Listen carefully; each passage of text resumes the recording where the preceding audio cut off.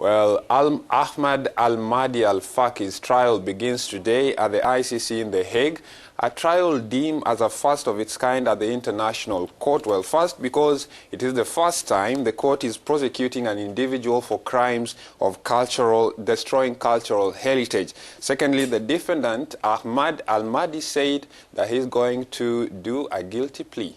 The alleged Malian jihadist plans to plead guilty to the destruction of the Muslims classified as heritage of humanity to Timbuktu's. Expert hopes that the trial would pass a strong message against the destruction of cultural properties, while 55 sites are officially classified endangered around the world.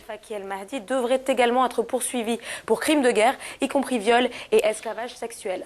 Giovanni Boccardi de l'unité de préparation aux urgences de l'UNESCO est en ligne avec nous. Giovanni is in line with us here to speak to us about it. How is it involved? How is the UNESCO involved in this?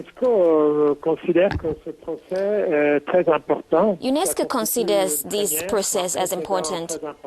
Not only important, but extremely important. This is a strong message which should cause those who want to do similar things to reflect.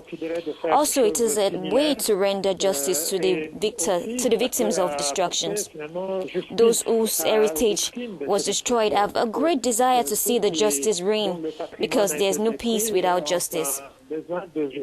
Un grand désir de voir que la justice soit affirmée, parce qu'il n'y a pas de véritable paix sans justice. Alors, Monsieur Boccardi, je le disais tout à l'heure, il y a So, UNESCO has reinstated the construction of the Muslims in Timbuktu. Where are they? Le travail a été mené en étroite consultation avec les autorités du Mali, mais the work has been done in close collaboration with Malian authorities, but mostly with direct involvement of the local authorities. You know that the reconstruction of the Muslims is not only a technical question, but also cultural, because of the rituals. Reconstruire ces mausolées, il a fallu suivre un certain nombre de pratiques rituelles. Les mausolées ont été ensuite reconsécrés avec une cérémonie qui n'avait pas eu lieu depuis le XIe siècle à Timbuktu. UNESCO is trying to reduce the negative impact of the conflicts and ensure their protection. We are trying to train people to provide technical assistance and financial means in areas where there are difficulties to access, because in situations of conflict, people also lose their lives. Monsieur Boccardi répondait plutôt à la question concernant l'opération de restauration des mausolées. Where are we with this operation? Et nous lui avons demandé aussi si d'autres sites... Have these Muslims, have they been reconstructed? Bien sûr qu'il y a des sites qui ont besoin d'être protégés, donc pour toutes sortes de menaces. Donc il y a les destructions délibérées, intentionnelles, comme celles menées par l'État islamique, par exemple, Daesh. Of course, there are sites that needs to be protected due to a large number of threats. There is a deliberate destruction, just like those carried out in ISIS, Syria and Iraq. You know there have been deliberate destruction in Libya. We also collaborate.